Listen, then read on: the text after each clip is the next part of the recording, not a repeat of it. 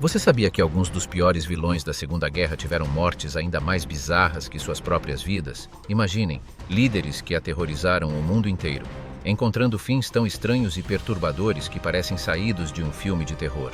Um se jogou de um prédio vestido de mulher, outro morreu sufocado pelo próprio vômito, e tem até quem desapareceu sem deixar rastros, gerando teorias conspiratórias até hoje. A Segunda Guerra não terminou apenas com rendições e tratados. Para muitos de seus protagonistas, ela terminou de formas absolutamente macabras. Prepare-se para conhecer as 10 mortes mais chocantes e misteriosas dos líderes que marcaram o conflito mais devastador da história. Antes de começarmos, estamos rumo à meta de 1 milhão de inscritos. Parece distante, mas com a sua ajuda, podemos chegar lá. Inscreva-se agora, deixe seu like e faça parte dessa história. 10. Subhas Chandra Bose. Começamos o vídeo voltando para agosto de 1945. O Japão agoniza, esmagado pelo peso das bombas atômicas e pelo avanço implacável das forças aliadas. O Império do Sol Nascente, outrora símbolo de invencibilidade no Pacífico, está à beira da rendição. É nesse cenário que Subhas Chandra Bose, o carismático e polêmico líder revolucionário indiano, vê seu mundo ruir. Ele que, por convicção e estratégia, ousou desafiar o Império Britânico aliando-se às potências do eixo, assiste agora à implosão de seus aliados e ao desmoronamento de um projeto político pelo qual sacrificou tudo. Para Bose, a Segunda Guerra Mundial nunca foi apenas uma disputa entre nações por territórios ou poder. Era, acima de tudo, uma oportunidade histórica, rara e irrepetível, para libertar a Índia do jugo colonial britânico. Visionário e pragmático, cruzou fronteiras e ideologias para atingir seu objetivo. Passou pela Alemanha de Hitler, onde buscou apoio militar. Negociou com autoridades japonesas, liderou o Exército Nacional Indiano formado por prisioneiros e voluntários, sempre carregando consigo a bandeira da independência. Sua causa era clara: a Índia livre, custasse o que custasse. Mas agora, com a inevitável derrota de seus aliados, o sonho parecia desmoronar junto com as ruínas fumegantes da guerra. Nas Filipinas ocupadas, onde o avanço aliado se tornava cada vez mais ameaçador, Bose decide que não é hora de se render. Em um movimento audacioso, embarca em um avião japonês rumo à Manchúria. Seu plano era tão ousado quanto improvável: alcançar território controlado pelos soviéticos e persuadir Moscou a apoiar a independência indiana. Era uma manobra desesperada, um salto no escuro, mas Bose sempre viveu no fio da navalha, onde a política e a sobrevivência se confundem. Então, o silêncio. O avião desaparece no horizonte. Horas depois, surgem as notícias. Teria caído em Taiwan. Os relatos oficiais falam de um incêndio catastrófico durante a decolagem, de queimaduras letais e de sua morte poucas horas depois em um hospital militar japonês.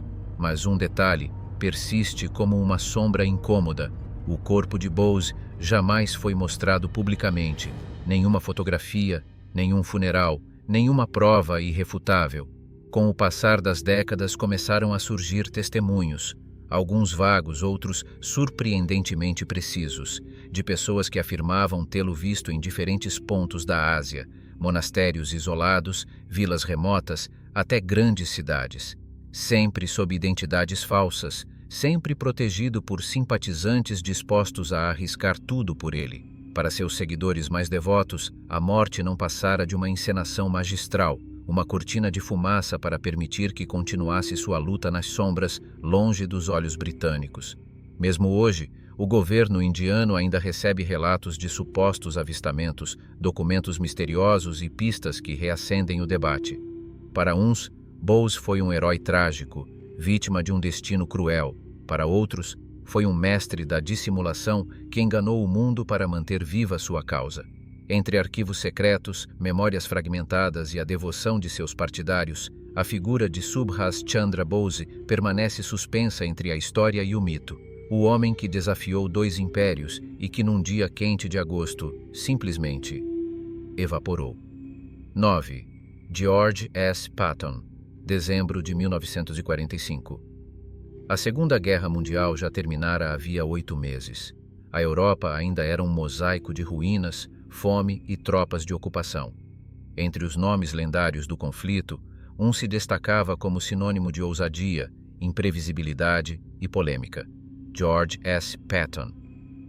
O velho sangue e coragem atravessara toda a guerra praticamente ileso. Da invasão da Sicília à libertação da Normandia, passando pela corrida relâmpago através da França e pela libertação de prisioneiros nos campos de concentração nazistas, sua trajetória parecia a de um homem blindado contra o destino. Patton era mais do que um estrategista brilhante, era uma força da natureza. Desafiara inimigos e muitas vezes colegas de comando. Criticara publicamente decisões políticas, ridicularizava a lentidão de generais aliados e, em alguns momentos, quase colocou em risco a própria carreira por seu temperamento explosivo. Ainda assim, sempre saíra por cima, protegido pela eficácia no campo de batalha e pelo respeito que inspirava em suas tropas. Mas então, numa manhã fria, nos arredores de Mannheim, na Alemanha ocupada, o improvável aconteceu. Longe do barulho de metralhadoras e da fumaça dos tanques, em uma estrada tranquila e ladeada por campos desolados pelo inverno, um acidente banal. Um caminhão militar, conduzido por um soldado americano, atravessou o caminho do carro onde Patton viajava. A colisão foi relativamente leve, tão leve que nenhum dos outros ocupantes ficou gravemente ferido. Patton, no entanto, foi lançado contra a estrutura interna do veículo com violência suficiente para fraturar a coluna cervical. Em questão de segundos, o general que liderara divisões blindadas em ofensivas imparáveis se viu incapaz de mover braços e pernas. Tetraplegia. Preso a uma cama hospitalar, longe dos campos de batalha que haviam definido sua existência. Por 2 semanas, ele resistiu. Lutou contra complicações respiratórias, contra infecções, contra o próprio corpo, que até então parecera invencível. Mas no dia 21 de dezembro, uma embolia pulmonar pôs fim à vida de George S. Patton. Oficialmente foi apenas um trágico acidente de trânsito, o tipo de ironia cruel que a história às vezes reserva a seus protagonistas. Ainda assim, para muitos, as circunstâncias eram perturbadoras demais para serem ignoradas. Pouco antes do acidente, Patton vinha fazendo declarações explosivas. Criticava abertamente a União Soviética, alertava para a ameaça do comunismo na Europa e afirmava que lutamos contra o inimigo errado, que a guerra deveria ter continuado até Moscou. Em um mundo recém-saído do conflito, onde o frágil equilíbrio entre os aliados dependia de silêncio diplomático, essas palavras soavam perigosas. Seria sua morte um golpe do acaso ou um silenciamento cuidadosamente disfarçado? Para seus admiradores, era difícil acreditar que o homem que sobreviveu ileso à guerra mais brutal da história tivesse encontrado seu fim não em um campo minado ou sob fogo inimigo, mas em uma estrada pacata, vítima de um acidente que parecia, para alguns, tão oportuno quanto suspeito. 8. Heinrich Himmler. 23 de maio de 1945. A Segunda Guerra Mundial terminara há poucas semanas. O Terceiro Reich não passava de ruínas fumegantes e seus líderes estavam mortos, presos ou caçados. Entre os mais procurados estava Heinrich Himmler, o frio arquiteto da máquina de extermínio nazista, mentor do Holocausto e responsável por um dos sistemas mais letais da história. Por anos, seu nome inspirou medo absoluto. Com disciplina burocrática e devoção fanática, ele comandou campos de concentração e deportações em massa, como se lidasse com uma planilha, nunca deixando escapar seu fanatismo. Mas no fim, tornou-se apenas mais um fugitivo. Capturado por tropas britânicas perto de Bremervörde, Himmler já não lembrava o temido chefe da Gestapo. Vestia roupas simples, barba por fazer, e exibia um olhar vago, carregado não só pela derrota, mas pelo medo constante da captura. Usava documentos falsos e uma identidade falsa. Heinrich Hitzinger, numa tentativa inútil de apagar o rastro de milhões de mortos. Durante uma inspeção médica, os britânicos, desconfiados, ordenaram um exame mais rigoroso. Foi então que Himmler revelou seu último trunfo. Com um movimento rápido, mordeu uma cápsula de cianeto oculta na boca, provavelmente entre as gengivas e uma obturação falsa. O veneno agiu imediatamente. Ele caiu ao chão, contorcendo-se, olhos arregalados, espuma nos lábios. Em segundos, o homem que comandou o terror nazista ficou imóvel, com o rosto congelado numa expressão de desespero e obstinação. A dúvida permanece. Como manteve a cápsula intacta durante a fuga e sob rigorosas revistas? Teria tido ajuda de cúmplices? Ou dominava a arte de esconder seus segredos até o último instante? Com aquele gesto, Himmler garantiu que nunca enfrentaria o tribunal de Nuremberg. Morreu não como um prisioneiro derrotado, mas como alguém que, em sua mente distorcida, ainda controlava seu destino e a narrativa final de sua vida. 7. Rudolf Hess, maio de 1941. No auge da Segunda Guerra Mundial, quando a Europa ardia em combates e o céu britânico ainda ecoava o rugido da Batalha da Inglaterra, Rudolf Hess, vice de Adolf Hitler, braço direito desde os primórdios do Partido Nazista e oficialmente o terceiro homem mais poderoso do Reich, fez algo que ninguém poderia prever.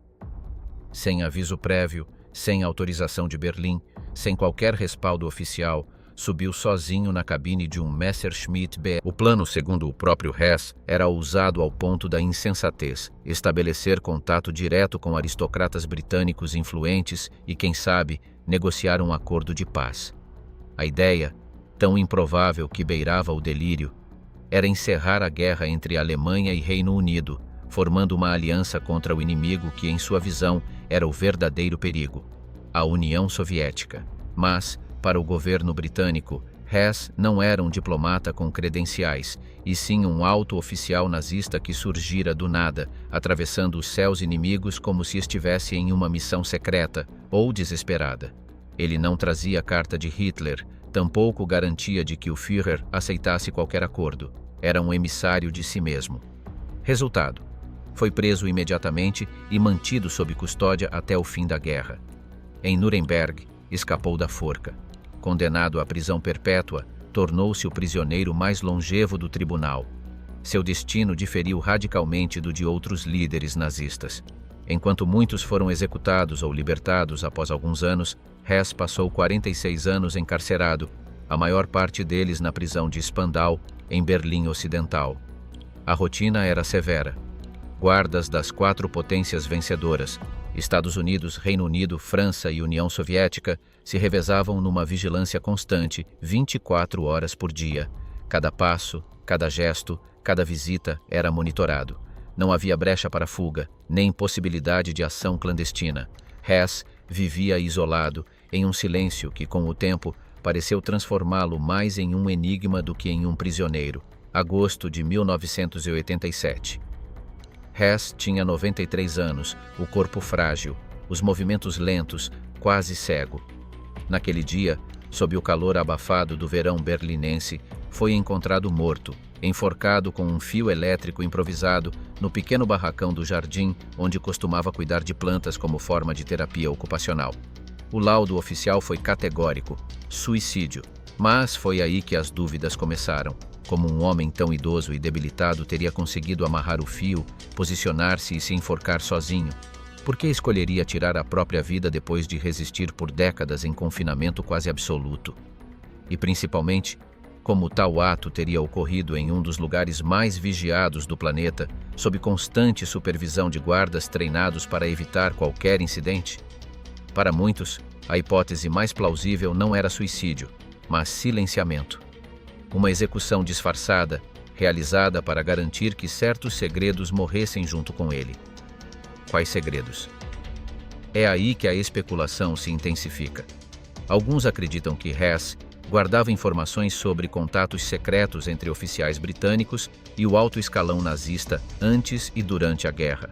Outros dizem que sabia de planos e pactos não documentados, cujo conteúdo poderia estremecer a história oficial e comprometer figuras políticas ainda vivas na época. A pergunta que fica até hoje é: por que manter Hess vivo por quase meio século, apenas para vê-lo morrer em circunstâncias tão improváveis? Talvez porque ele carregasse, até o último suspiro, verdades que o mundo não estava preparado para ouvir. E no barracão silencioso de Spandau, essas verdades foram sufocadas, junto com o último homem que podia contá-las. 6. Eduard Dietl. Eduard Dietl, Era exatamente o tipo de oficial que Adolf Hitler admirava: imponente, carismático e vitorioso em combate. Conhecido como o Búfalo do Ártico, suas campanhas na Noruega e nas regiões geladas do Ártico tornaram-se lendárias, ganhando o respeito tanto de seus aliados quanto de seus inimigos. Para Hitler, Dietl representava o modelo do soldado ideal, feroz, disciplinado e implacável. Mas, em 23 de junho de 1944, a sorte mudou drasticamente. O avião de Dietl caiu misteriosamente nos Alpes austríacos e todos a bordo morreram instantaneamente. A versão oficial atribuía a tragédia ao mau tempo e a uma falha mecânica inesperada. Porém, nos bastidores circulavam rumores muito mais sombrios. Nos meses anteriores, Dietl havia começado a questionar ordens diretas do Führer, demonstrando uma atitude que muitos consideravam perigosa para o regime. Generais que ousavam discordar de Hitler frequentemente tinham o estranho hábito de sofrer acidentes aéreos. Acidentes esses que pareciam pouco naturais para quem conhecia os detalhes. O local da queda foi rapidamente isolado, com poucas pessoas autorizadas a examinar os destroços. O que teria sido escondido ali? Quais segredos estavam enterrados sob os destroços frios dos Alpes? No fim, a história de Dietl é um lembrete cruel. Mesmo os heróis de guerra, aqueles que conquistavam vitórias para o Reich, não estavam a salvo quando começavam a pensar por si mesmos. A lealdade cega era exigida acima de tudo, e quem se desviasse do caminho tinha um destino sombrio e final. 5. William Joyce. William Joyce, nascido nos Estados Unidos, criado na Irlanda e formado politicamente na Grã-Bretanha, ele encontrou na Alemanha nazista o palco para o papel mais infame de sua vida. Antes mesmo da guerra, já se destacava como militante fascista e orador inflamado, espalhando discursos carregados de ódio e nacionalismo extremo. Quando o conflito começou, fugiu para a Alemanha e se ofereceu ao Ministério da Propaganda de Joseph Goebbels. No rádio, ganhou o apelido que o marcaria para sempre: Lord Haw Haw. Sua voz afetada, sarcástica e impregnada de escárnio chegava todas as noites aos lares britânicos, misturando fatos e mentiras com a precisão de um bisturi. Ria das derrotas britânicas, ameaçava cidades com bombardeios e falava como se a vitória nazista fosse inevitável. Para muitos, era apenas uma figura grotesca. Para o governo, um traidor perigoso que ajudava a corroer o moral da nação. No fim da guerra, Joyce tentou escapar. Em maio de 1945, perto da fronteira com a Dinamarca, foi detido por soldados britânicos. Foi reconhecido pelo sotaque quando respondeu em inglês a uma abordagem. Levado a julgamento por alta traição, foi condenado à morte. Avançamos para 3 de janeiro de 1946. Na prisão de Wandsworth, Londres, o carrasco Albert Pierre Point conduziu Joyce até o cadafalso. Enquanto caminhava, o condenado mantinha um ar de desafio, como se até aquele instante fosse apenas mais um ato de encenação. Mas havia um detalhe físico que o tornava diferente de outros homens que subiam aquelas escadas. Anos antes, num confronto político nas ruas, Joyce recebera um corte profundo no rosto, uma cicatriz que atravessava do canto da boca até o queixo. Ela nunca fechara completamente, sempre visível, um traço marcante de sua persona. Quando a alavanca foi acionada e seu corpo caiu no vazio, o impacto foi brutal. Testemunhas relataram um momento grotesco. A velha cicatriz se abriu, sangrando de forma intensa, como se o próprio passado de violência e traição tivesse decidido se manifestar no instante final. O sangue escorreu por seu rosto enquanto balançava, imóvel, sob a corda. Assim terminou Lord Haw Haw, com o som seco da queda, o gotejar de sangue no assoalho e a expressão congelada de um homem que, até o fim, acreditou estar no controle da narrativa. Sua morte não apenas encerrou sua carreira de propaganda, mas também gravou na memória de quem presenciou a cena a imagem perturbadora de um traidor marcado para sempre, por suas palavras e por sua cicatriz. 4. Benito Mussolini, abril de 1945. A Itália estava em frangalhos. O país que Benito Mussolini proclamara como o ressurgimento de um império romano moderno era agora um campo de ruínas. Cidades bombardeadas, estradas tomadas por destroços, fome generalizada e um povo exausto após anos de guerra e opressão. O Duce via seu poder se dissolver diante de seus olhos. O colapso do eixo na Europa se acelerava. Tropas alemãs recuavam em todas as frentes e a resistência italiana ganhava força. Mussolini, isolado politicamente e abandonado até mesmo por antigos aliados, sabia que seu destino estava selado se caísse nas mãos dos inimigos. Tentou, então, a fuga desesperada. Juntou-se a uma coluna de soldados alemães que recuava para o norte e disfarçou-se com um uniforme militar germânico, acreditando que poderia cruzar a fronteira com a Suíça e dali talvez negociar exílio. Mas a sua sorte havia se esgotado. Perto da vila de Dongo, às margens do lago Como, partisans italianos interceptaram a coluna. Um dos combatentes reconheceu o rosto inconfundível do ditador, apesar do capacete baixo e da postura curvada. Mussolini não resistiu. Foi capturado junto com Claretta Petacci, sua amante, que insistira em não abandoná-lo, mesmo diante do perigo. Não houve tribunal nem formalidades. A decisão foi sumária. No dia 28 de abril de 1945, o casal foi levado para um portão rural em Giulino di Mezzegra. Lá, em poucos segundos, uma rajada de tiros encerrou a vida do homem que, durante mais de 20 anos, governara com mão de ferro. Claretta morreu abraçada a ele. O fim, porém, não seria silencioso. Os corpos foram transportados para Milão e levados a Piazzale Loreto, local onde, meses antes, partisans haviam sido executados e expostos pelos fascistas como advertência à resistência. Agora, o cenário se inverteria de forma cruel e simbólica. Os cadáveres de Mussolini, Claretta e de outros hierarcas fascistas foram pendurados de cabeça para baixo em uma estrutura metálica de posto de gasolina. O gesto tinha uma dupla função: humilhar o ditador diante do povo e exibir a vitória da resistência. A multidão acorreu em massa. Gritos, insultos e aplausos ecoavam. Pessoas cuspiam, chutavam, atiravam pedras. Alguns chegaram a mutilar os corpos.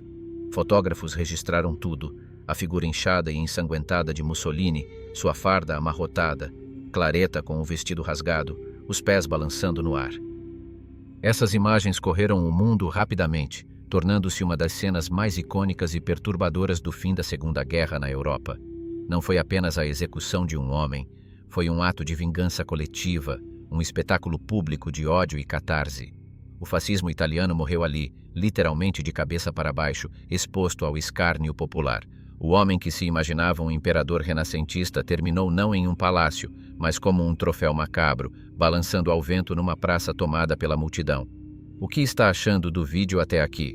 Antes de conferirmos o top 3, lembre-se de se inscrever no canal, ativar o sininho das notificações e deixar o seu gostei. Assim, você apoia o nosso trabalho e garante que não vai perder nenhuma novidade do canal, ok?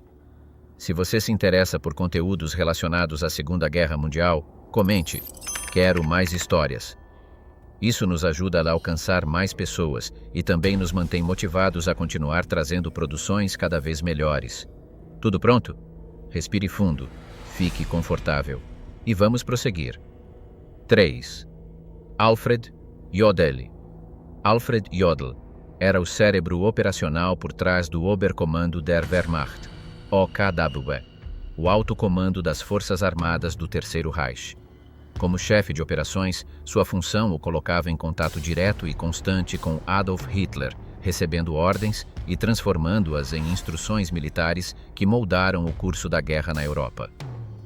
Do planejamento das campanhas relâmpago à supervisão de estratégias defensivas no colapso final, Jodl estava presente em todas as fases do conflito. Sua assinatura, datada de 8 de maio de 1945, selou oficialmente o destino do Reich: a rendição incondicional da Alemanha aos aliados.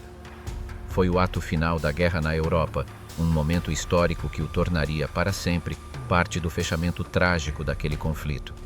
Mas a rendição não lhe trouxe clemência.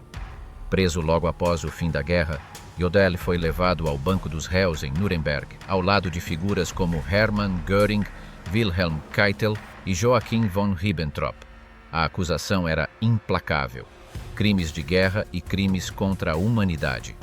Os promotores alegavam que ele havia implementado políticas militares desumanas, como a ordem de executar prisioneiros de guerra e represálias contra civis, diretrizes que, para os aliados, o colocavam no mesmo patamar de responsabilidade que Hitler. O julgamento foi rápido e duro. Em 1º de outubro de 1946, Jodl foi condenado à morte por enforcamento. Na madrugada de 16 de outubro de 1946, às 2 horas da manhã, subiu ao cadafalso montado na prisão de Nuremberg. Testemunhas relataram que ele se manteve calmo até o fim, negando veementemente ter cometido qualquer crime e declarando que apenas cumprira ordens militares, não políticas. Parecia o fim definitivo de sua história, mas o caso de Jodl ganharia uma reviravolta inesperada 7 anos depois de sua morte. Em 1953, um tribunal de apelação em Munique reavaliou o processo e concluiu que Jodl não deveria ter sido condenado em algumas das principais acusações que o levaram à forca. O tribunal anulou sua condenação postumamente, reconhecendo que, em determinados atos, ele havia agido dentro das normas militares internacionais da época. A decisão caiu como uma bomba na Alemanha e no mundo.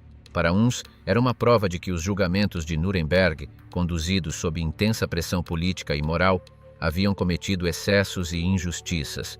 Para outros, tratava-se de uma tentativa tardia de reabilitar a imagem de um homem que, independentemente de tecnicalidades jurídicas, fora peça-chave no maquinário militar nazista.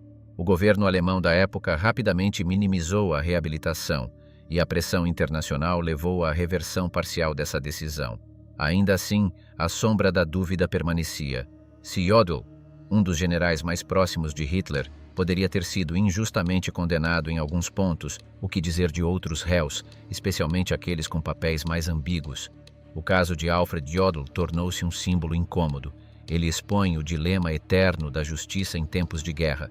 Como punir os responsáveis sem que a urgência da vingança e o peso das emoções distorçam o processo? Hoje, sua história continua a dividir historiadores. Foi ele um criminoso de guerra legitimamente condenado? Ou um oficial militar que pagou com a vida por decisões políticas que não foram inteiramente suas? A única certeza é que sua trajetória, da sala de comando de Hitler à forca em Nuremberg e a polêmica reabilitação póstuma, permanece como um dos capítulos mais controversos do pós-guerra.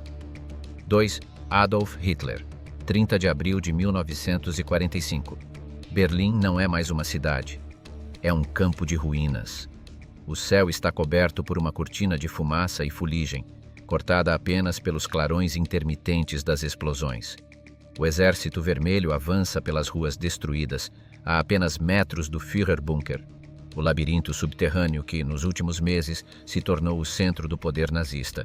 E agora o túmulo político e físico de Adolf Hitler. Lá embaixo, a atmosfera é sufocante. As paredes de concreto, grossas o suficiente para suportar bombardeios, não conseguem conter o som surdo das artilharias, nem o cheiro acre de gasolina e pólvora que se infiltra por todos os corredores. Soldados, secretárias e assessores se movem como sombras, exaustos, pálidos, com olhares perdidos. O Terceiro Reich, que Hitler prometera durar 1000 anos, mal sobreviveu 12. No gabinete particular, mal iluminado por lâmpadas fracas, Hitler está curvado sobre a mesa. Seus movimentos são lentos, mas decididos. Sobre a superfície, há mapas riscados com canetas vermelhas, documentos espalhados e um revólver Walther PPK calibre 7,65. Ao lado, uma pequena cápsula de vidro contendo cianeto. Ele sabe que não há mais rotas de fuga, apenas a escolha de como morrer. Eva Braun, sua companheira há mais de uma década, está ao lado. Menos de 24 horas antes haviam se casado em uma cerimônia breve, celebrada no próprio bunker, enquanto Berlim desmoronava sobre suas cabeças. Não há festa, nem música, apenas a troca formal de votos e o brinde silencioso. Agora, sua lua de mel será encerrada com um pacto de morte. Hitler coloca a cápsula de cianeto na boca e quase simultaneamente leva o revólver à têmpora direita. O disparo ecoa pelo corredor estreito, abafado, mas inconfundível. Eva, segundos antes, já havia mordido sua cápsula, sucumbindo em silêncio ao veneno. Os ajudantes mais leais, Otto Günsche e Heinz Linde, entram imediatamente no gabinete. Com a ajuda de outros guardas, envolvem os corpos em cobertores e os carregam pela escada estreita até a saída do bunker, onde o jardim da chancelaria está devastado por crateras de bombas. Lá, despejam gasolina sobre os cadáveres e ateiam fogo. As chamas sobem, alimentadas pelo vento, enquanto ao longe ainda se ouvem os tiros das tropas soviéticas que se aproximam. Hitler sempre temeu ser exibido como um troféu, como aconteceu com Mussolini, linchado e pendurado numa praça italiana. Queimar o corpo era a última tentativa de negar aos inimigos um espetáculo público. Quando os soviéticos finalmente tomam o bunker, encontram apenas restos carbonizados. Joseph Stalin ordena que todos os detalhes sejam mantidos em segredo, transformando o destino de Hitler num enigma oficial por décadas. A ausência de informações claras alimenta as mais variadas teorias conspiratórias, que teria escapado disfarçado, que fugiu para a Argentina, que viveu escondido na Patagônia. Nenhuma jamais foi comprovada, mas a lenda ainda persiste. 1. Joseph Goebbels. Avançamos para 1º de maio de 1945, apenas um dia após o suicídio de Adolf Hitler no bunker de Berlim. O Terceiro Reich estava em seus momentos finais, sufocado pela invasão das forças aliadas e condenado a um colapso inevitável.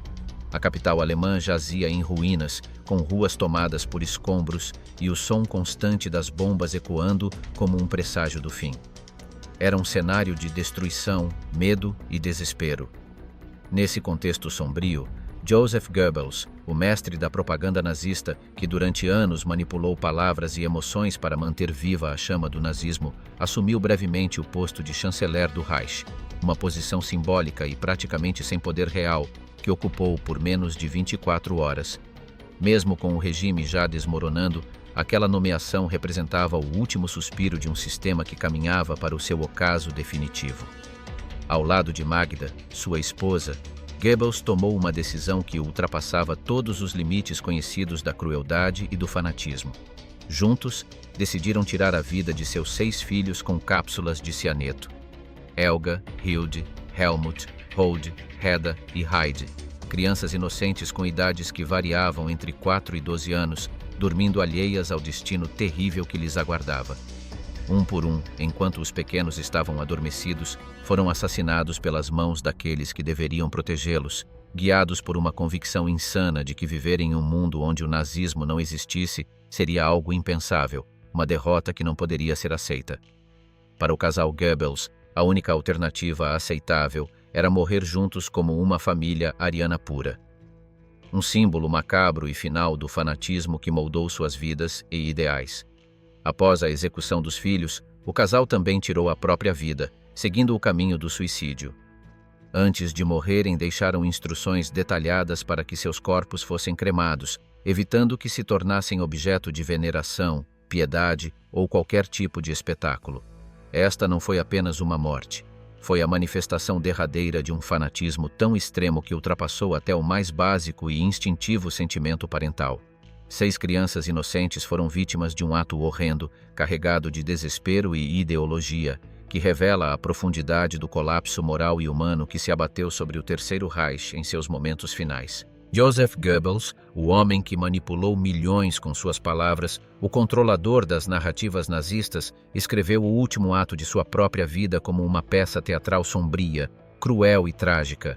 Até na morte, tentou manter o controle da história, deixando para trás uma imagem que seria lembrada como uma das mais perturbadoras e impactantes do século XX. 10 mortes, 10 mistérios, 10 finais que mostram como o poder absoluto corrompe até os últimos instantes da existência. Suicídios elaborados, execuções teatrais, acidentes suspeitos, desaparecimentos inexplicáveis, cada uma dessas mortes reflete a natureza dos homens que as protagonizaram. O que achou do vídeo? Já conhecia todas essas histórias? Não se esqueça de se inscrever no canal, ativar o sininho das notificações e deixar o seu gostei. Obrigado por ficar até aqui, mas não saia ainda. Tem outro vídeo muito interessante te esperando. Clique no card que está aparecendo agora na sua tela.